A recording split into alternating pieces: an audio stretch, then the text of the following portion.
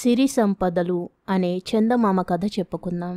పూర్వం దండకారణ్యంలో ఒక ప్రాంతాన్ని కుంభకవనం అని పిలిచేవారు. ఆ వనం కుంభకుడనే రాక్షసుడిదని, ఆ రాక్షసుడు ఆ అరణ్యంలోనే ఎక్కడో ఒక చోట భూగర్భంలో పెద్ద కోట నిర్మించుకొని ఉంటున్నాడని జనం చెప్పుకునేవారు. అయితే ఆ రాక్షసుని చూసిన వారు లేరు. అతను ఎవరిని ఎన్నడూ బాధించలేదు. తలవని తలంపుగా అక్కడ నివసించే వారికి మేలు జరుగుతుండేది. కొందరికి బంగారం దొరికేది. కొందరు కట్టెల కోసం వెళితే మామూలు చెట్ల మధ్యను అనుకోకుండా చందనం చెట్టు దొరికేది.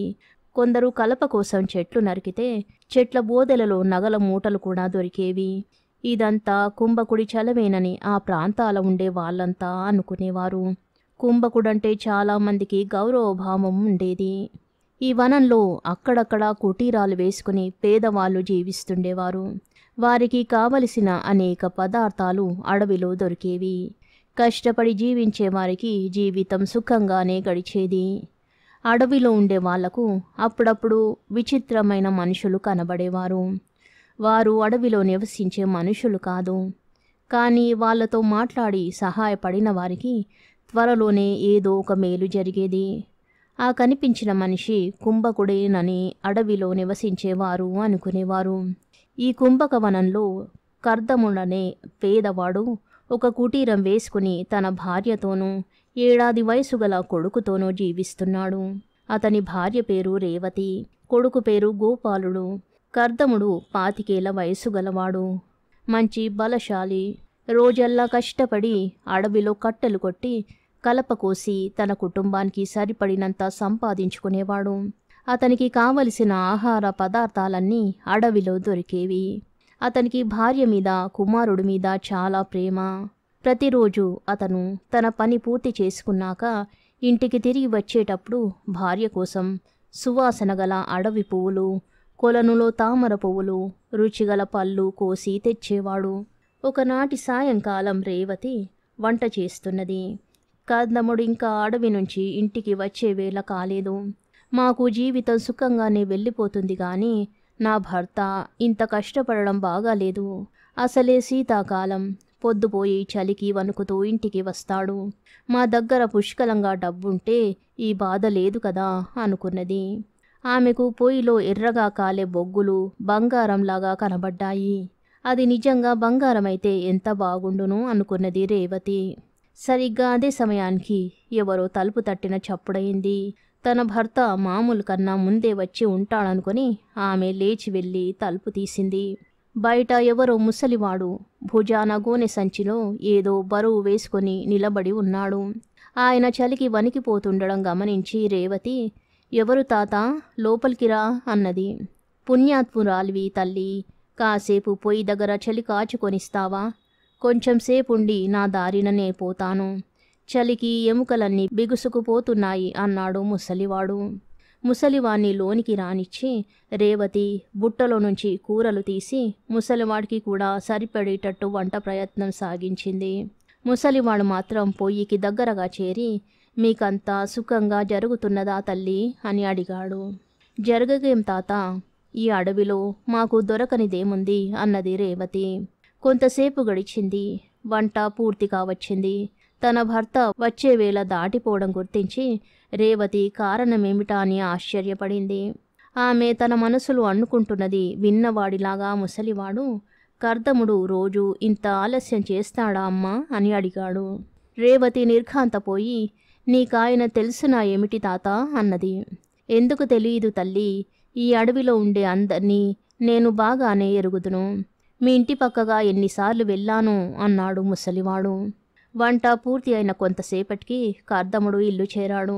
ముసలివాణ్ణి చూసి అతను గుర్తుపట్టలేదు. ఆశ్చర్యపడనూ లేదు. అతను భార్యతో, ఈ పూట మనకు అతిథి ఉన్నట్టుందే, నాకు ఆకలి దహించుకుపోతున్నది, త్వరగా భోజనం పెట్టు అన్నాడు వేగిరపడుతూ. మగవాళ్ళిద్దరూ భోజనం చేశాక ముసలివాడు రేవతితో, అమ్మా, నీ ధర్మాన ఈ పూటకు ఆకలి బాధ తీరిపోయింది. ఇక నాకు సెలవిప్పిస్తావా అన్నాడు. వెంటనే కర్దముడు, ఇంత పొద్దుపోయి అడవిన పడి ఎక్కడికి పోతావు బాబూ? ఈ రాత్రికి ఇక్కడే పడుకో, అసలే చలి రాత్రులు అన్నాడు. అవును, తెల్లవారిపోదువులే తాత. దాలి పక్కనే చాప వేస్తాను, గొంగలి ఇస్తాను, వెచ్చగా పడుకో అన్నది రేవతి. ముసలివాడు ఇందుకు సమ్మతించాడు. రేవతి పిల్లవాడికి తిండి పెట్టి తాను తిన్నది. ముసలివాడు కుటీరంలో ఒక మూల పడుకుని త్వరలోనే గుర్రు పెట్టసాగాడు. ఇంకో మూల కర్దముడు, రేవతి పిల్లవాణ్ణి పెట్టుకుని పడుకున్నారు. చీకట్లో తన భర్త నవ్వుతున్నట్టు గ్రహించి రేవతి, ఎందుకు నవ్వుతున్నావు అని అడిగింది రహస్యంగా. ఎందుకా? ఈ కుంభకుడు చూడు, వాడికేం కర్మ వచ్చింది? పాతాళంలో వాడికి ఒక పెద్ద ఊరంతా కోట ఉన్నది, అంతులేని పరివారం ఉంది. అయినా ఈ చలిరాత్రి మన పంచన చేరి మనం తినే తిండి తిని దాలిగుంట పక్కగా గొంగలి కప్పుకొని నేల మీద పడుకున్నాడు అన్నాడు కర్దముడు నిద్రపోతున్న ముసలివాడి వైపు చూస్తూ. రేవతి భయంతో వణుకుతూ, కుంభకుడా, రాక్షసుడా, ఈ సంగతి తెలిస్తే తలుపే తెరవకపోదునే అన్నది. వాడికి ఆతిథ్యం ఇవ్వడం మంచి పని చేశావు. వాడు నిజంగా మంచివాడే. తనను బాగా చూసిన వారికి ఎంత ఉపకారమైనా చేస్తాడు. నువ్వు వాణ్ణి లోపలికి రానివ్వకపోతే ఏమైనా అపకారం చేసేవాడేమో. భోజనం కూడా పెట్టావు గనక ఇప్పుడేమీ భయం లేదు అన్నాడు కర్దముడు. రేవతి ఆ ముసలివాణ్ణి గురించే ఆలోచిస్తూ నిద్రపోయింది. ఆమెకు మళ్ళీ తెలివి వచ్చేసరికి బాగా తెల్లవారిపోయి ఉన్నది. రోజు తెల్లవారక ముందే బయటికి వెళ్లే కర్దముడు ఇంకా నిద్రపోతూనే ఉన్నాడు. ఆమె అతన్ని లేపి, చూడు ఎంత పొద్దెక్కిందో, మనకన్నా ముసలాడే నయం. అప్పుడే లేచి మనకు చెప్పనైనా చెప్పకుండా బయటికి వెళ్ళిపోయాడు అన్నది. సంచి వదిలేశాడెందుకో, మనకోసమే వదిలేసి ఉంటాడు. అందులో ఏమున్నదో చూద్దామా అన్నాడు కర్దముడు మూలనున్న సంచిని యువతలకి లాగి. దాని మూతికి ఉన్న తాడును విప్పాడు. ఒక్కసారిగా రేవతికి కళ్ళు జిగేలుమన్నాయి. ఏమంటే సంచి నిండా వేలకు వేలు బంగారు మొహరీలు ఉన్నాయి. నేను చెప్పలేదా, ఆ ముసలాడు కుంభకుడే. ఇంకెవరి దగ్గర ఉంటుంది ఇంత బంగారం? ఇదంతా మన దగ్గర ఉన్నట్టు తెలిస్తే ప్రమాదం. అందుచేత ఖర్చుకు ఒక 100 మొహరీలు ఉంచుకుని మిగిలినవన్నీ చెట్టు కింద పాతేద్దాం అన్నాడు కర్దముడు. భార్యాభర్తలిద్దరూ కలిసి మొహరీల సంచిని ఇంటికి ముందు చెట్టు కింద పాతేశారు.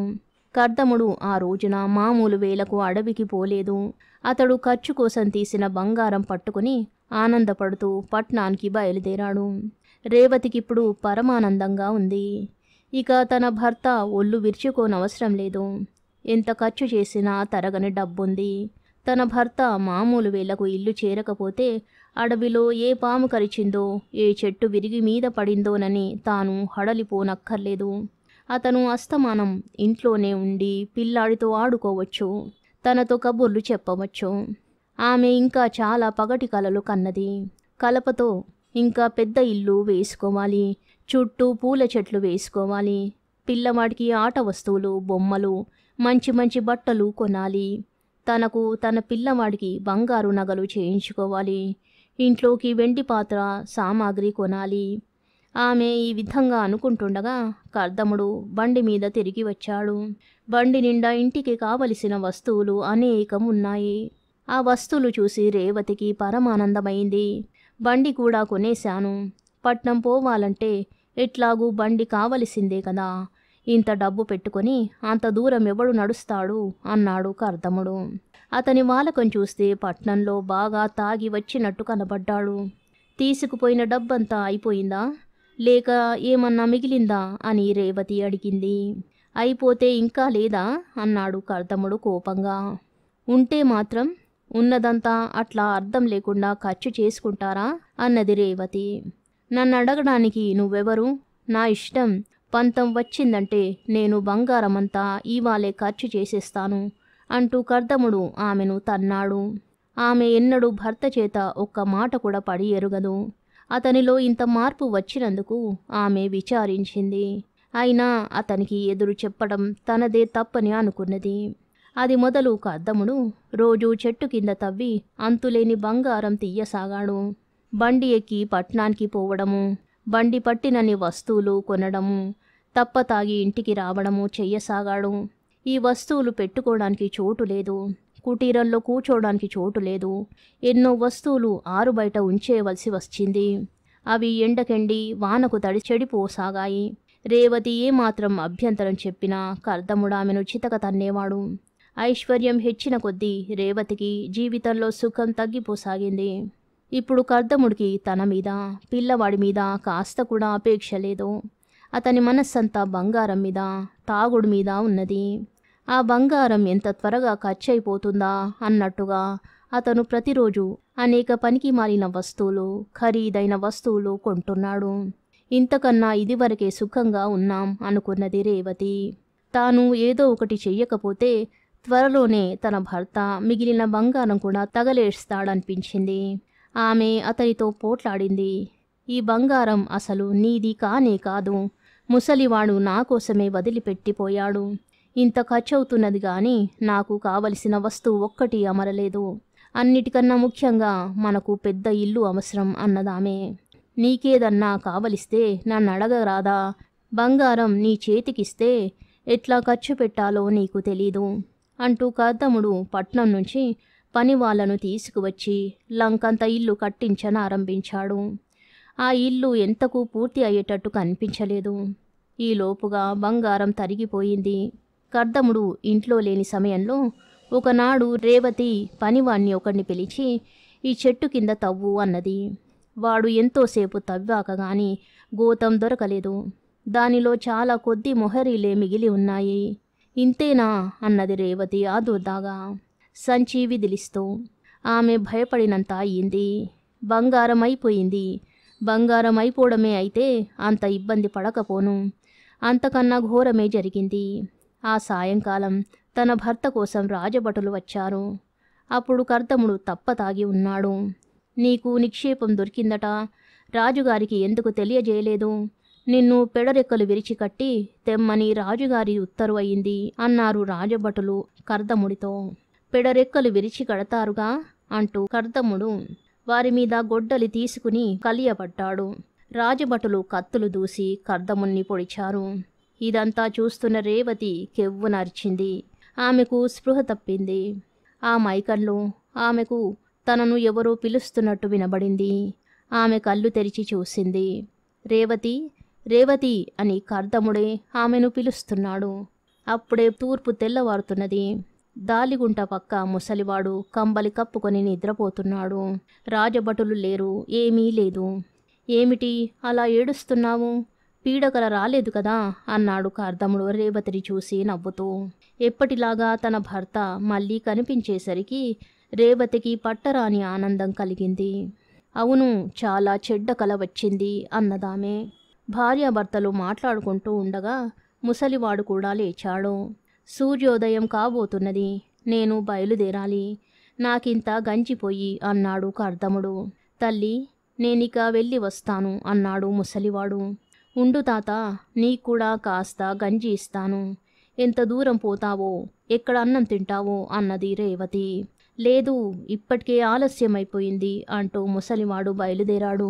తాత, నీ మూట తీసుకోకుండా పోతున్నావు అని కర్దముడు కేక వేశాడు. అది కూడా ఎందుకులే బాబు, మూత చేటు, అందులో మీకు పనికి వచ్చేదేమన్నా ఉంటే వాడుకోండి అన్నాడు ముసలివాడు. నేను చెప్పలేదా నీకు బహుమానం అన్నాడు కర్దముడు రేవతిని చూసి నవ్వుతూ. ఆమె కంగారుగా, నాకేమీ వద్దు తాత, నువ్వే పట్టుకుపో అన్నది. కర్దముడు మూలనున్న మూట ఎత్తి, అమ్మా ఎంత బరువుందో, బంగారమేమో అన్నాడు. వద్దు వద్దు, మనకున్న సిరి సంపదలు చాలు, పరిగెత్తుకుపోయి ఆ మూటను ఆ తాతకు అప్పగించు అన్నది రేవతి మరింత గాబరాతో. సరే, నీ ఇష్టం అంటూ కర్దముడు మూటతో బయటికి వెళ్ళాడు. రేవతి గుండె మీది నుంచి పెద్ద బరువు దిగిపోయినట్టయింది. వల్లమాలిన సిరి సంపదల వల్ల దుఃఖమే గాని సుఖం లేదని ఆమె తనకు వచ్చిన కల ద్వారా అది వరకే బాగా తెలుసుకుని ఉన్నది. కథ సమాప్తం. శుభం.